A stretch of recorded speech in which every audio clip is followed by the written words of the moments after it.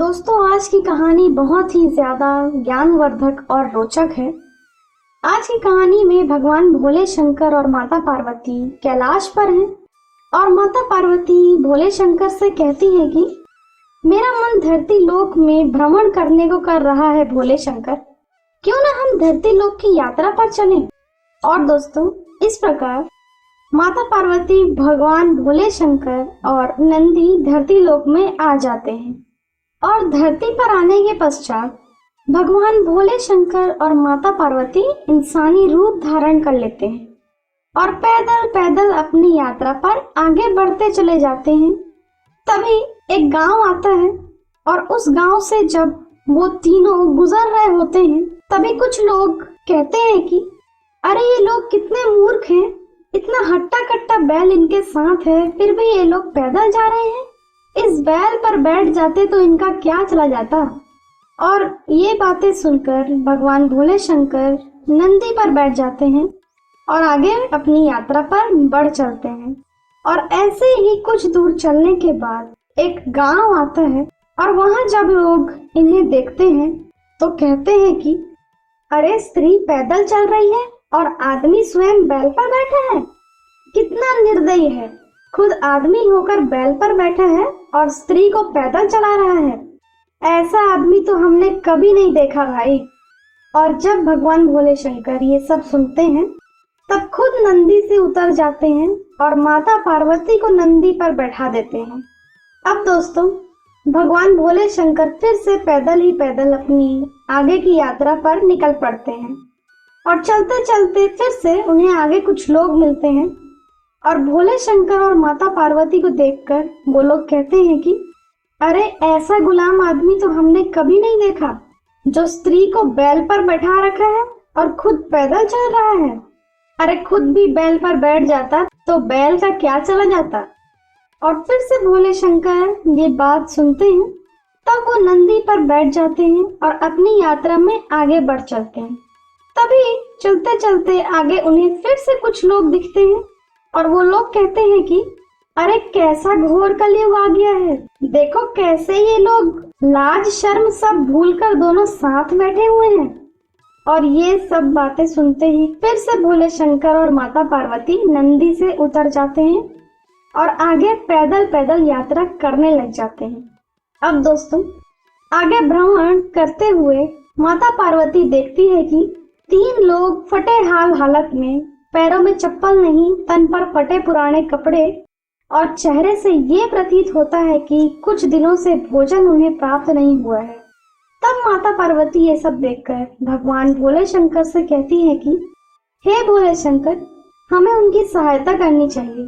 और अब भोले शंकर ने कहा, हे देवी पार्वती, इन्हें कुछ नहीं चाहिए, ये जैसे हैं वैसे ही खुश हैं। तब माता पार्वती कहती है कि भोले शंकर, आप मेरी बातों को ऐसे ही टाल देते हैं, चलिए मेरे सामने इन्हें कुछ दीजिए, तब मैं मानूंगी कि ये कुछ लेते भी हैं कि नहीं। फिर माता पार्वती और भोले शंकर उनके सम्मुख जाकर कहते हैं कि मैं भोले शंकर हूँ, ये माता पार्वती और नंदी हैं, हम तुम्हें 3 वरदान देना चाहते हैं, मांग लो जो मांगना है। और ये सुनकर वो तीनों बुजुर्ग महिला, बुजुर्ग आदमी और वो उनका पुत्र बड़े आश्चर्य से देखते हैं और कहते हैं कि जाओ भाई, क्यों तुम हमारा मजाक बना रहे हो, क्या हम ही मिले हैं बेवकूफ बनाने को। ये सुनकर भगवान भोले शंकर, माता पार्वती अपने असली रूप में आ जाते हैं। तब फिर से भोले शंकर कहते हैं कि मैं तुम्हें 3 वरदान देता हूँ, मांग लो जो मांगना है। तब बूढ़ी माई बोलती है कि हे भोले शंकर, मेरी दशा अब कैसी हो गई है, जब मैं 16 साल की थी तब मैं कितनी सुंदर दिखती थी, मुझे पहले की तरह 16 साल की बना दीजिए। और भोले शंकर कहते हैं तथास्तु। बुढ़िया फिर से 16 वर्ष की बन जाती है और वो अपने सुंदर स्वरूप को देखकर झूम उठती है। अब बारी आती है बूढ़े आदमी की। भोले शंकर कहते हैं कि हे बाबा, आप भी मांग लो एक वरदान, हम तुम्हें भी एक वरदान देना चाहते हैं। तब बहुत ज्यादा झल्लाकर वो बूढ़ा आदमी बोलता है कि अब मैं क्या ही मांगू भोले शंकर, मैं 80 साल का बूढ़ा हूँ और ये तो 16 साल की नौजवान बन गई है, इसलिए अगर मुझे वरदान देना ही है तो इसे एक बंदरिया बना दें। और भोले शंकर कहते हैं तथास्तु। और वो 16 साल की खूबसूरत कन्या से बंदरिया बन जाती है।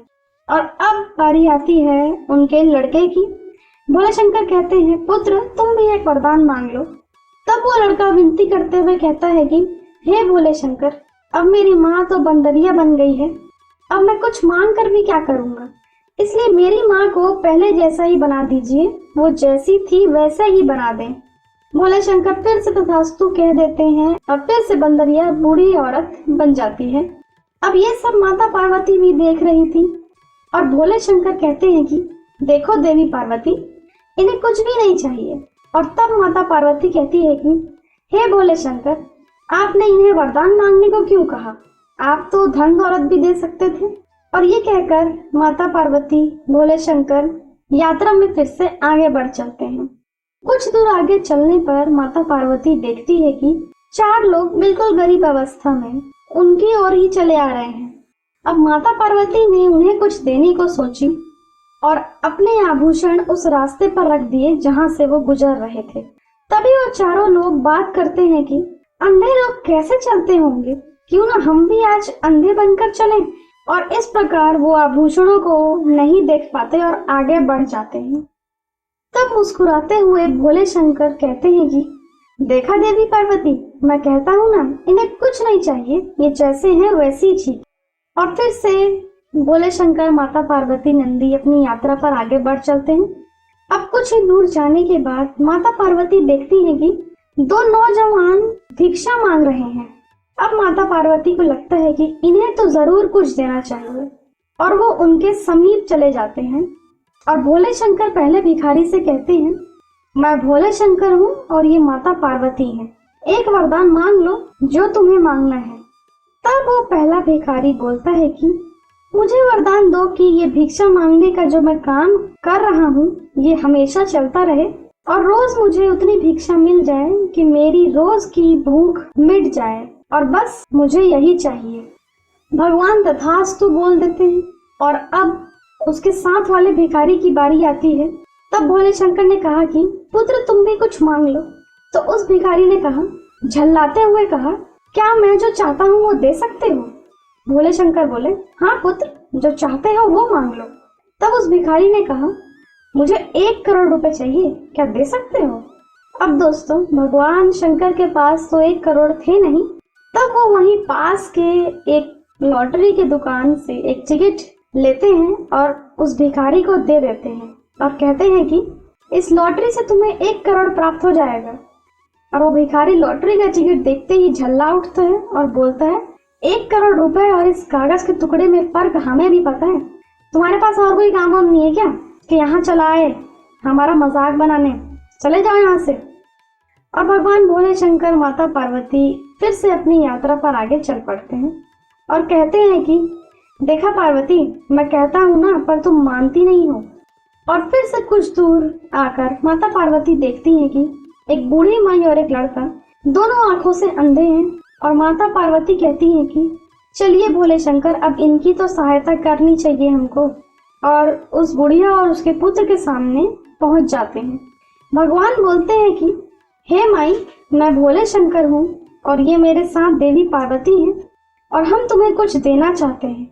मांग लो माई, जो कुछ भी मांगना है, जो भी तुम्हारी इच्छा हो मांग लो। तब दोस्तों, वो बूढ़ी माई तो आंखों से अंधी थी, देख वेख तो नहीं सकती थी कि ये भोले शंकर और माता पार्वती हैं भी कि नहीं। तब वो बूढ़ी माई बोली कि मैं कैसे मान लूं कि आप भोले शंकर हैं और ये माता पार्वती हैं? भोले शंकर ने कहा, क्या तुम्हें आंखें चाहिए माता, ताकि तुम हमें देख सको? तब बूढ़ी माई बोली, अरे नहीं नहीं, ऐसा मत करना, मेरी आंखें आ जाएंगी तो मुझे भिक्षा कौन देगा? आंखें नहीं है तभी तो लोग हमारी लाचारी के कारण हमें भिक्षा देते हैं, इससे हमारा पेट चलता है। और वो बूढ़ी माई बोली कि आप कहीं और जा सकते हैं भोले शंकर और माता पार्वती, हम लोग तो ऐसे ही खुश हैं, हम जैसे हैं हम बिल्कुल वैसे ही खुश हैं। दोस्तों, यदि आपको आज की कहानी अच्छी लगी हो तो वीडियो को एक लाइक जरूर करें, अपने दोस्तों के साथ शेयर करें, कमेंट्स में बताएं वीडियो कैसा लगा। हम ऐसी ही रोचक ज्ञानवर्धक कहानियां लेकर आते रहते हैं, इसलिए अगर आप चैनल पर नए हैं तो सब्सक्राइब जरूर कीजिए। मिलते हैं नई कहानी के साथ, वीडियो देखने के लिए बहुत बहुत धन्यवाद।